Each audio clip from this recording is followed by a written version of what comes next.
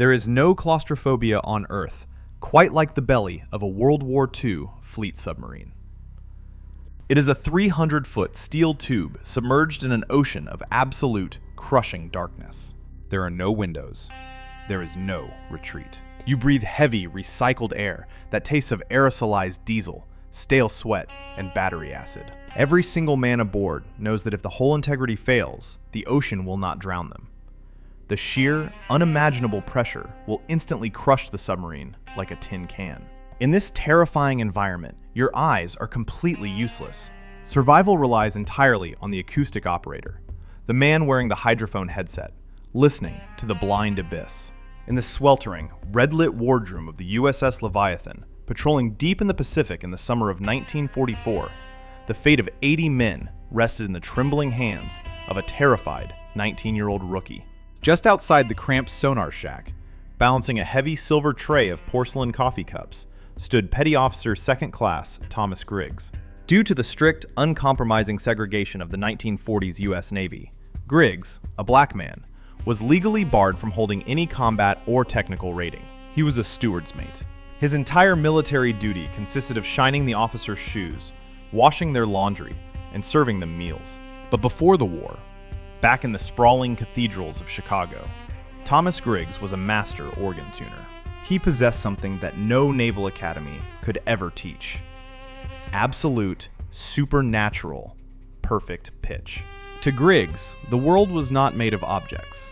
It was made of frequencies. He could hear a discordant note in a choir of 50 voices.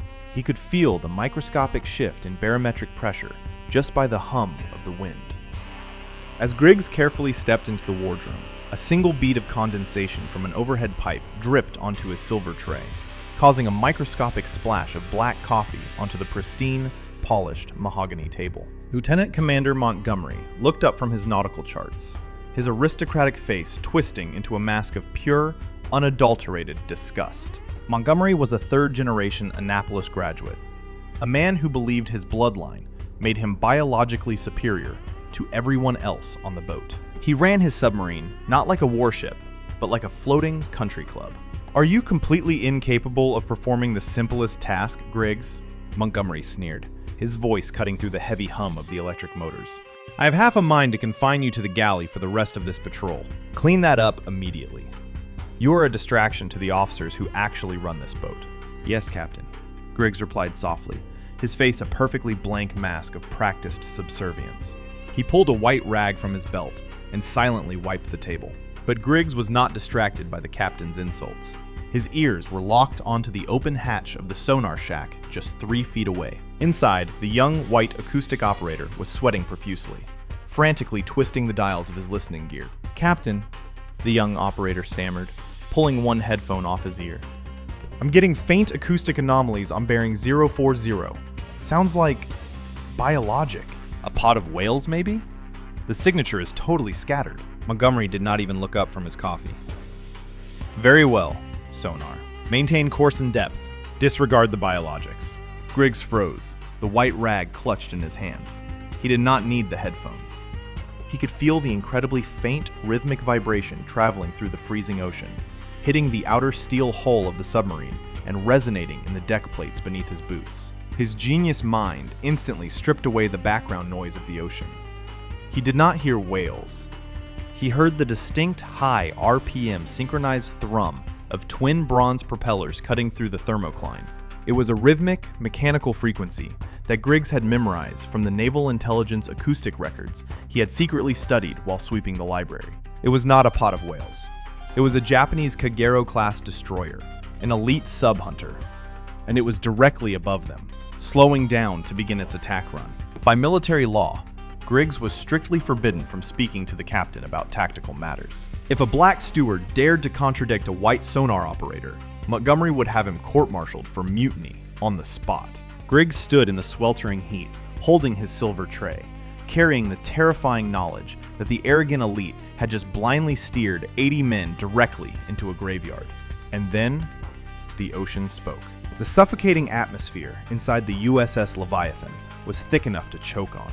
The dim, incandescent bulbs cast long, distorted shadows across the sweating faces of the crew, framing the cramped wardroom in a gritty, high-contrast tableau right out of a 1940s nightmare. To the white officers studying their nautical charts, the ocean outside the heavy steel hull was a silent, empty void. But to Petty Officer Thomas Griggs, standing perfectly still with a silver coffee tray, the deep water was screaming.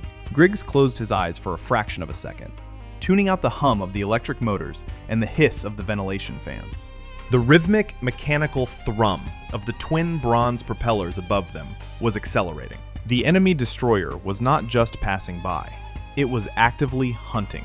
Suddenly, inside the cramped sonar shack, the 19-year-old rookie operator violently ripped the heavy Bakelite headphones off his ears. The color completely drained from his face, leaving him as pale as a ghost in the dim light. He stared at the brass dials of his hydrophone panel with wide, terrified eyes. The scattered acoustic signature he thought was a pod of whales had rapidly coalesced into the unmistakable, deafening roar of warship engines running at flank speed. "Captain!" the rookie screamed, his voice cracking with pure panic, completely abandoning naval protocol. "High-speed screws, bearing 040, range less than 2,000 yards and closing fast." "It's a destroyer, sir. We are directly in their path." Lieutenant Commander Montgomery's pristine coffee cup slipped from his trembling hand, shattering against the steel deck grates. The dark liquid pooled around Griggs' polished boots. In a single heartbeat, the arrogant, aristocratic composure of the Annapolis graduate completely evaporated. He was not a tactician. He was a bureaucrat wearing an expensive uniform, and the terrifying reality of his own lethal miscalculation had just smashed through the hull. "Dive!" Montgomery shrieked, sprinting toward the control room, his voice echoing off the curved steel bulkheads. "Flood the forward trim tanks. Full dive planes. Get us past 400 feet, right now."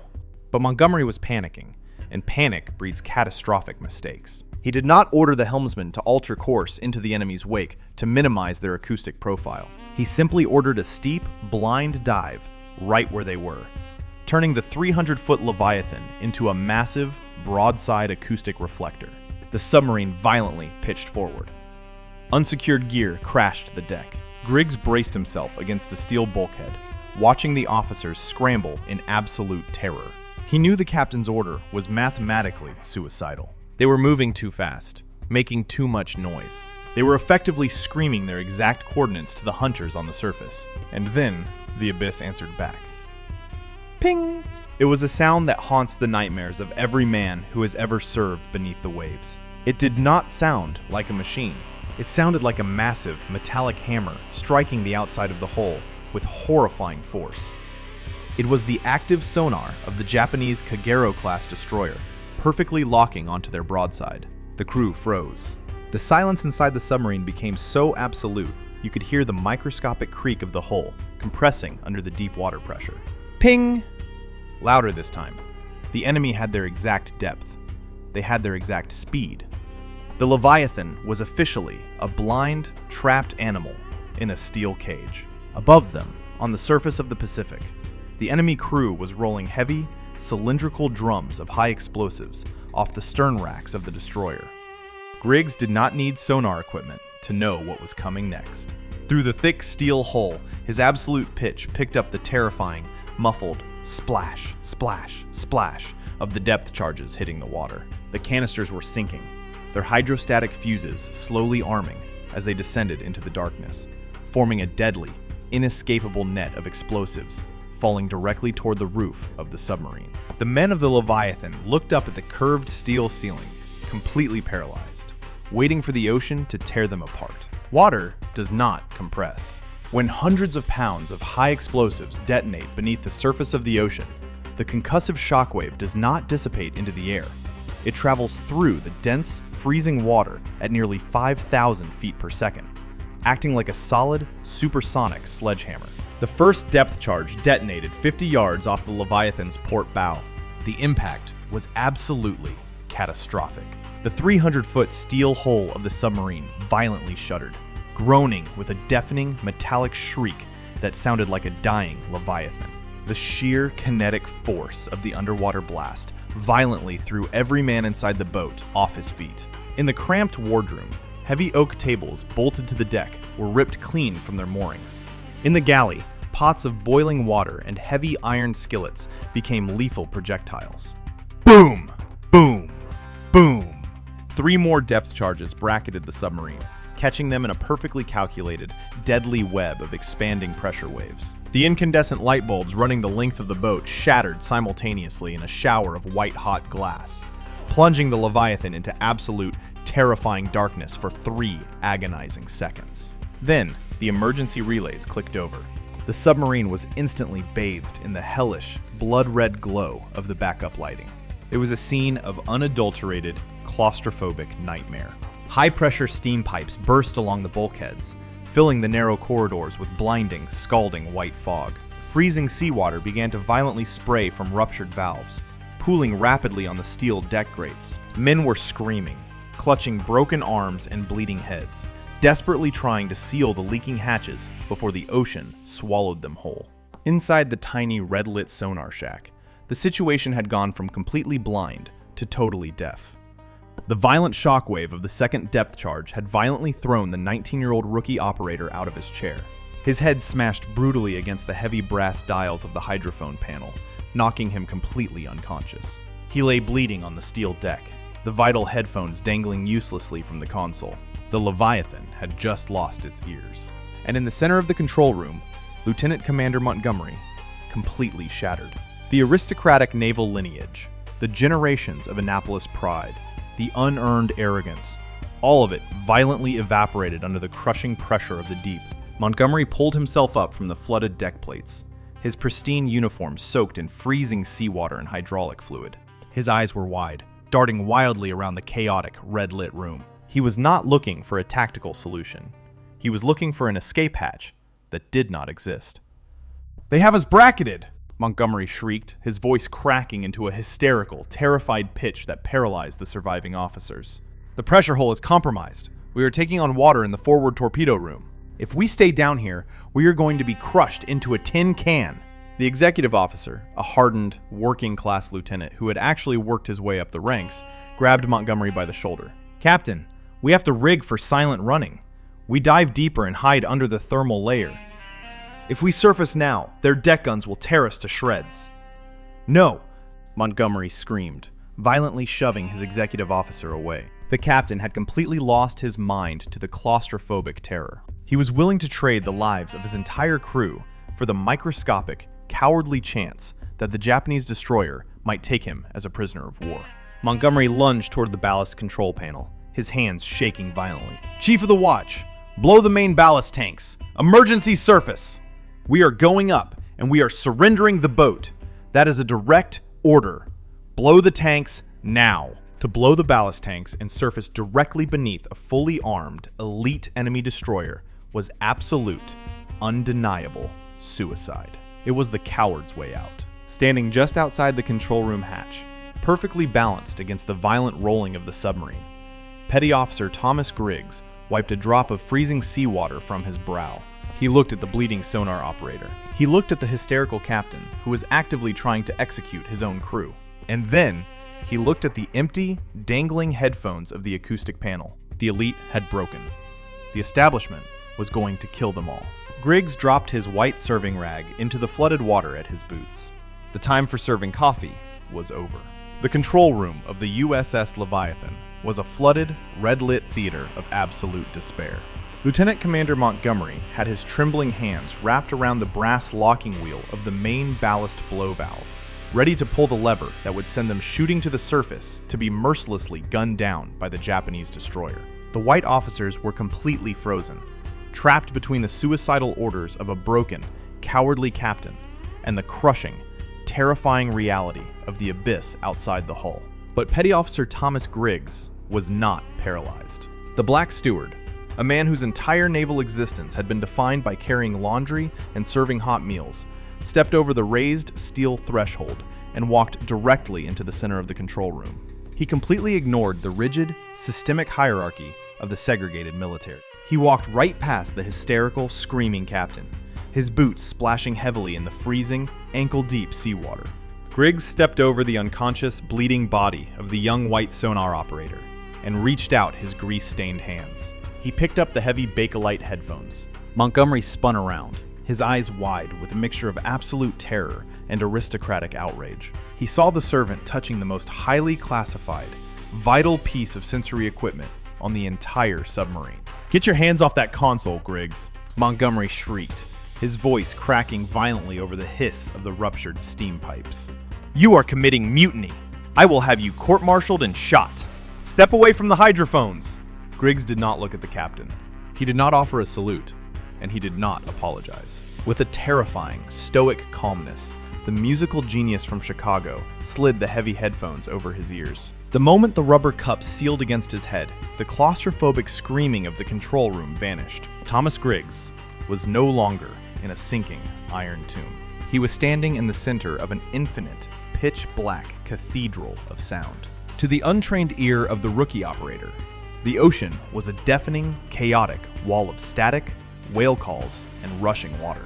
But to a man with absolute, supernatural, perfect pitch, the abyss was a flawlessly orchestrated symphony.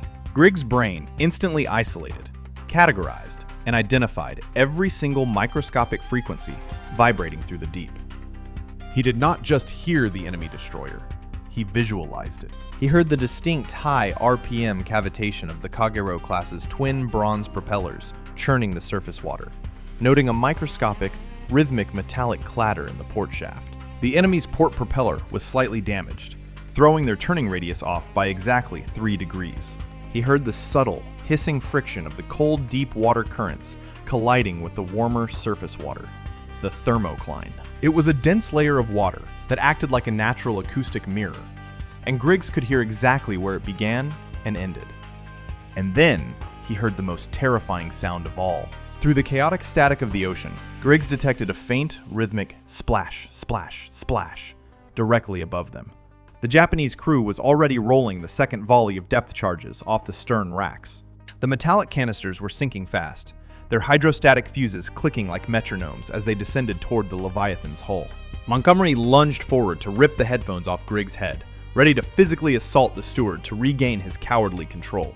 "I gave you a direct order, you son of a..." Before the captain could finish his sentence, Griggs slammed his hand flat against the brass console, entirely drowning out the officer. He did not speak like a steward.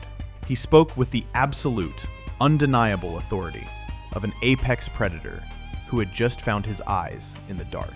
"Helm, right full rudder, ahead flank," Griggs barked, his voice a deep, resonant boom that shattered the panic in the room. "Dive planes down 15 degrees. We have 4 depth charges sinking directly toward our port stern, detonating in 12 seconds. The control room froze. The white helmsman looked at the black cook. Then he looked at the hysterical captain. Griggs turned his head, his eyes burning with a terrifying, cold intensity. "If you blow the ballast tanks, we are all dead in 3 minutes. Turn the wheel, helmsman. Put us under the thermal layer." The rigid rules of the establishment evaporated in the freezing water. The helmsman did not wait for the captain's approval. He violently spun the heavy brass steering wheel. The freezing, flooded control room of the USS Leviathan was illuminated only by the harsh, cinematic glare of the red emergency lights cutting through the thick, hissing steam. Lieutenant Commander Montgomery, his aristocratic face twisted into a mask of pure, humiliated rage, lunged across the steel deck to rip the hydrophone headset off Thomas Griggs. To the captain, the idea of a black steward issuing helm orders was a worse fate than drowning. "Stand down, Griggs. That is mutiny," Montgomery screamed, his hand clawing for the heavy black cord of the headset. "Chief of the boat, arrest this man. I am surfacing this vessel." But the captain's hand never reached the cord. A heavy, calloused fist clamped down on Montgomery's pristine uniform collar. It was the executive officer, a hardened, working-class lieutenant who had earned his stripes in the oily belly of merchant marines before the war. He did not care about Annapolis bloodlines. He cared about the 80 men currently suffocating in a submerged iron coffin. With a brutal, unceremonious heave, the executive officer violently shoved the captain backward. Montgomery slipped on the flooded deck grates and crashed hard against the brass plotting table, completely stunned. "The captain is medically unfit for command," the executive officer roared, drawing his Colt M1911 sidearm and keeping it pointed firmly at the deck, but clearly visible to everyone in the room. He turned his eyes away from the elite bureaucrat and locked them directly onto the black steward sitting at the sonar console. "You have the con, sonar. the executive officer commanded, officially crossing the point of no return. Do exactly what he says. Get us out of this graveyard. Griggs did not blink. He did not celebrate the mutiny. His mind was entirely submerged in the pitch-black, three-dimensional geometry of the ocean. He closed his eyes, his brow glistening with sweat in the photorealistic, high-contrast shadows of the sonar shack. He was no longer a man. He was the central nervous system of a 300-foot steel beast. Rudder amidships. Port engine ahead 1/3. Starboard engine back full, Griggs ordered, his voice echoing with absolute mathematical precision. The helmsman spun the brass wheel. The Leviathan groaned as the asymmetric thrust violently twisted the massive submarine on a dime. Boom! Boom! 2 depth charges detonated in the exact coordinates the submarine had occupied just 4 seconds earlier. The concussive shockwave violently slammed into the starboard hull, popping rivets like rifle shots and sending a terrifying spray of high-pressure seawater across the control room. But the pressure hull held. Griggs had slipped the punch perfectly. Up on the surface, the elite Japanese Kagero-class destroyer realized their prey was maneuvering. The terrifying metallic ping of their active sonar struck the Leviathan's hull again. They were reacquiring the target. The enemy propellers accelerated, churning the water with a deafening, mechanical roar as they circled back for the killing blow. They're coming around for a second pass, dropping a full spread in 20 seconds, Griggs stated calmly, tracking the microscopic acoustic changes in the enemy's damaged port shaft. Plainsman, 10 degrees down bubble. Take us to 350 feet. We are going under the roof. 350 is past test depth, the diving officer yelled, gripping his controls. The hull will crush. Take us to 350, Griggs repeated, his voice colder than the ocean outside. There is a thermal layer at 340 feet. Cold water is denser. If we get under it, their sonar will bounce right off the temperature barrier like a mirror. We will be invisible. The submarine angled sharply downward into the crushing abyss. The hull groaned in agonizing metallic shrieks as the water pressure outside climbed to terrifying levels. The steel bulkheads physically bowed inward. Every man in the control room held his breath, watching the depth gauge tick past the red line.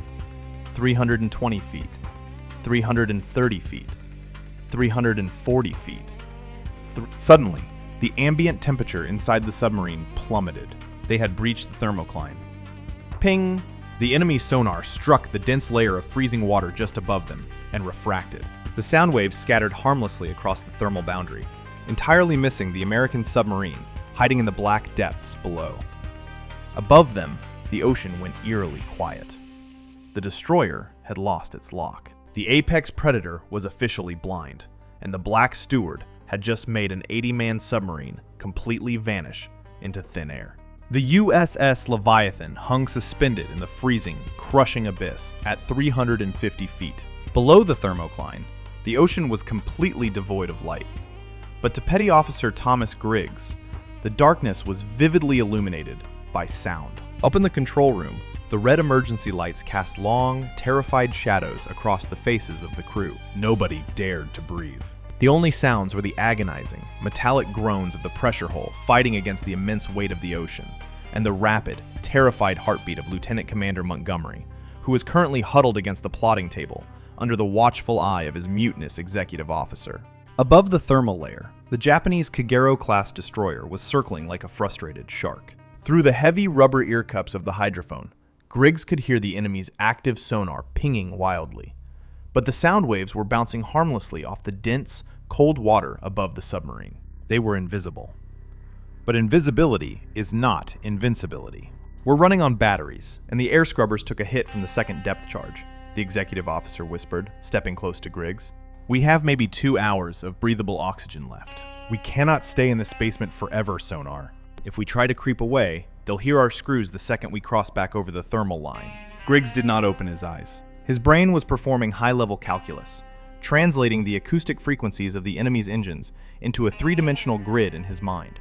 We are not going to creep away, Griggs said, his voice a low, terrifying rumble that commanded the absolute attention of every man in the room.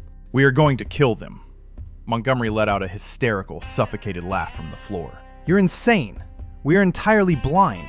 The periscope is useless at this depth. You cannot fire a torpedo at an unverified acoustic contact. It's a waste of ordnance, and when we miss, the launch transient will give away our exact position. They will drop the entire stern rack on our heads. The executive officer aimed a cold, dead stare at the captain, silencing him instantly. He looked back at the black steward. Give me a firing solution, sonar. Griggs leaned into the brass console. He isolated the microscopic, rhythmic clatter of the enemy's damaged propeller. He tracked the acoustic Doppler shift as the destroyer made its wide, sweeping circles above the thermal layer. He measured the time it took for the sound to travel through the varying water densities. He did not need a periscope. He had mathematically locked on to the enemy's exact speed, bearing, and distance, using nothing but perfect pitch. Target is bearing 085, range 2,000 yards, speed 18 knots, moving left to right. Griggs ordered, his voice echoing with the mechanical precision of a firing computer. Set torpedo depth to 15 feet.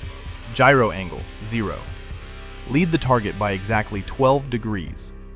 The torpedo data computer operator, a white kid from Texas who had never taken an order from a black man in his life, rapidly spun the brass dials to input Griggs' blind coordinates. Solution locked, the operator confirmed, his hands shaking with adrenaline.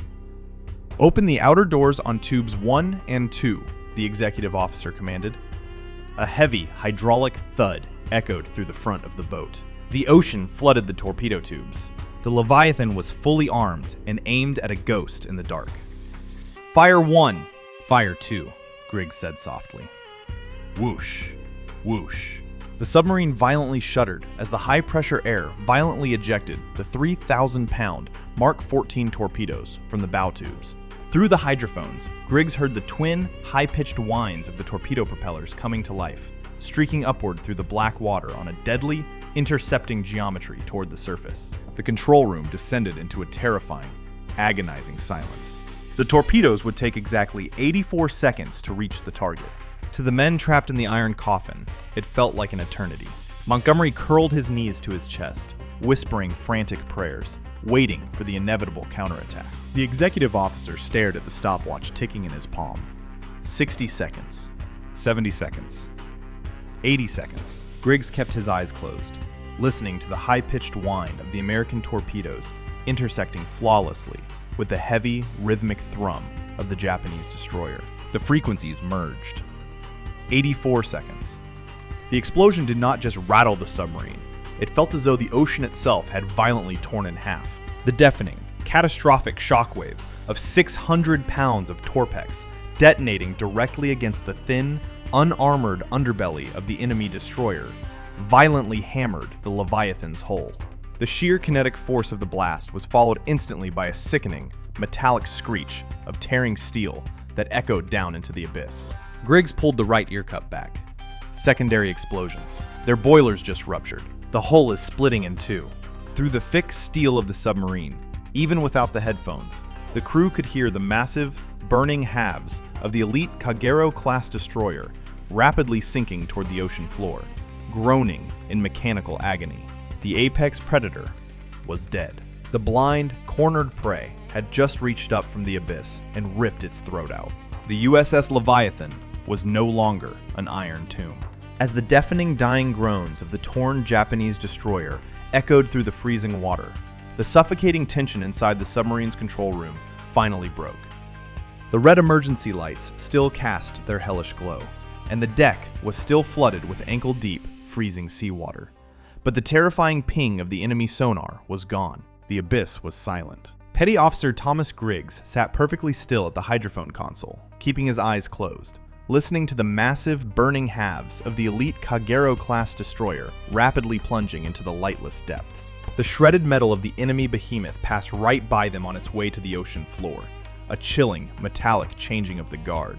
Target destroyed, Griggs stated quietly, his voice devoid of any arrogance or celebration. The surface is clear. The executive officer let out a breath he felt like he had been holding for an hour. He holstered his Colt M1911 sidearm and looked around the battered, leaking control room. Blow the main ballast. Take us to the roof. We need air. The high-pressure air banks hissed violently, forcing the seawater out of the ballast tanks. The 300-foot submarine slowly angled upward, rising from its grave beneath the thermocline. As the depth gauge rapidly unwound, 300 feet, 200 feet, 100 feet, the agonizing metallic compression of the pressure hull began to ease. With a heavy, violent surge of displaced water, the Leviathan breached the surface of the Pacific. Up in the conning tower, the quartermaster did not wait for the captain's order. He violently spun the heavy brass locking wheel of the upper hatch and threw it open. The rush of fresh, cool night air that poured down the ladder was the sweetest thing any man on that boat had ever tasted. It mixed instantly with the acrid, heavy stench of burning diesel fuel and scorched metal drifting across the water. The men at the top of the ladder looked out across the dark ocean.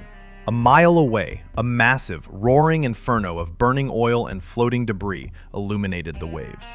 The untouchable apex predator of the Imperial Navy had been entirely vaporized by a single, blind shot from the abyss. Down below, the control room was dead silent. The white crewmen, the torpedo men, the plainsmen, the engineers who had spent the last hour waiting to be crushed, slowly turned their heads away from the depth gauges. They looked toward the sonar console. Thomas Griggs slowly reached up and pulled the heavy rubber ear cups of the hydrophones off his head. He placed them gently on the brass console. He looked exhausted, the sweat cutting lines through the grease and soot on his face. The rigid, unbreakable laws of the segregated Navy dictated that Griggs was a second-class citizen. He was a steward, a servant. But as the crew looked at him, those laws completely dissolved in the freezing seawater flooding the deck. They did not see a servant. They saw the absolute, undisputed savior of 80 souls. A man who had used nothing but his raw intellect and a pair of headphones to outsmart an elite warship while completely blind. A grizzled chief petty officer, a man who had previously reprimanded Griggs for not polishing the wardroom silver fast enough, slowly stepped forward. He did not say a word. He just offered a sharp, crisp, and deeply reverent salute to the black cook sitting in the sonar chair. One by one, the rest of the crew in the control room followed suit. It was a moment of absolute, earned brotherhood that no military academy could ever teach. But from the corner of the flooded room, a sickening sound broke the sacred silence. It was Lieutenant Commander Montgomery, pushing himself up from the deck plates. The aristocratic captain had survived the depths, and now his bureaucratic arrogance was rapidly returning, bringing with it a desperate, venomous need to bury the truth of his own cowardice. The freezing, salt-laden air pouring down the open conning tower hatch was the breath of life itself. But to Lieutenant Commander Montgomery, it was merely an opportunity to rebuild his shattered aristocratic facade.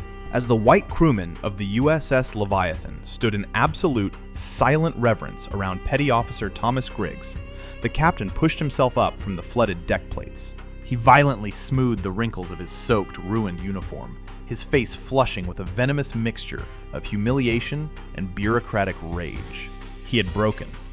He had begged to surrender his boat to the enemy. And worst of all, he had been saved by the very man the naval establishment deemed genetically unfit to do anything but serve coffee. If Admiral Command ever read the true account of what transpired beneath the thermocline, Montgomery's prestigious family name would be permanently disgraced. He needed a scapegoat, and he needed a hero for the official ship's log. As always, the elite would simply rewrite the truth to protect themselves. "Quartermaster, bring me the deck log immediately," Montgomery snapped, his voice trembling as he tried to project an authority he no longer possessed. He pointed a shaking finger at Griggs, who was still sitting calmly at the sonar console. "Chief of the boat, place Petty Officer Griggs in irons. I am officially charging him with gross insubordination, striking a superior officer, an unauthorized operation of classified acoustic equipment. When we reach Pearl Harbor, he will face a general court-martial." The captain paused, looking around at his exhausted crew, expecting the rigid hierarchy of the 1940s Navy to instantly snap back into place. "The official log will state that I successfully ordered the blind torpedo launch using evasive acoustic maneuvers. Do I make myself perfectly clear? It was the ultimate, sickening betrayal of the deep." The captain was going to hang the genius who had just pulled 80 men from a watery grave, simply to pin another unearned medal to his own chest. Griggs did not flinch. He did not argue. He slowly stood up from the hydrophone console, his face a mask of quiet, terrifying dignity. He knew the system was rigged. He knew the paperwork would always defeat the truth. But Montgomery had fundamentally miscalculated the brotherhood of the Iron Coffin. The chief of the boat, a massive, grizzled sailor with anchor tattoos covering his forearms, did not move to arrest Griggs. Instead, he slowly crossed his arms over his chest, blocking the narrow passageway to the sonar shack. The quartermaster, holding the heavy, leather-bound ship's log, stepped forward, but he did not hand it to the captain. The executive officer, the working-class lieutenant who had authorized the mutiny, reached out and took the logbook from the quartermaster. He pulled a brass fountain pen from his breast pocket and looked Montgomery dead in the eye. "Captain," the executive officer said, his voice a low, dangerous rumble that echoed off the steel bulkheads.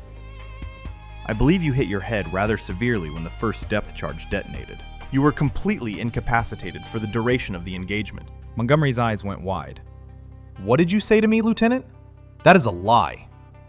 "I demand—" "If you arrest him, sir," the executive officer interrupted, taking a step closer, completely violating naval protocol, "then you have to arrest every single man in this control room, because every man standing here is going to testify to the review board that you suffered a catastrophic nervous breakdown, violently attempted to surrender this vessel, and nearly drowned us all." Before Montgomery could even draw a breath to scream, the silence of the room shifted. It was the terrifying, unspoken sound of 20 hardened submariners making a collective decision. The torpedo men, the plainsmen, and the engineers slowly closed ranks. They formed a solid, impenetrable wall of dirty, sweat-soaked uniforms between the arrogant captain and Thomas Griggs. Out here, thousands of miles from the admirals in Washington, the rules of a segregated America simply ceased to exist. Montgomery looked at the wall of exhausted, murderous eyes. He looked at the heavy steel wrenches still clutched in the hands of the engineers. He suddenly realized the terrifying reality of the abyss. Fatal accidents happen at sea all the time. If he pushed this, it would be entirely too easy for the crew to report that the captain had been tragically swept overboard while inspecting the surface damage. The captain's shoulders slumped. His unearned power evaporated into the salty air. Trembling, he took a slow, humiliating step backward, turning his eyes to the flooded deck. He had been utterly defeated by the men he considered beneath him. The executive officer turned away from the broken captain and looked back at Griggs. "Petty Officer," he said softly, handing him the white serving rag from the floor. "I believe the wardroom needs a fresh pot of coffee. Take your time." Griggs took the rag. He gave the executive officer a single, subtle nod of profound mutual respect and quietly walked back down the narrow corridor toward the galley. You will not find the name Thomas Griggs in the official archives of the Pacific War. The Navy sanitized the incident. The Leviathan was credited with the kill, and Montgomery was quietly transferred to a desk job on the mainland. Griggs went back to serving meals, entirely unacknowledged by the country he had served. But true history is written in the blood and the memories of the men who survived. For the rest of the war, the crew of the Leviathan walked with a quiet, unbreakable pride.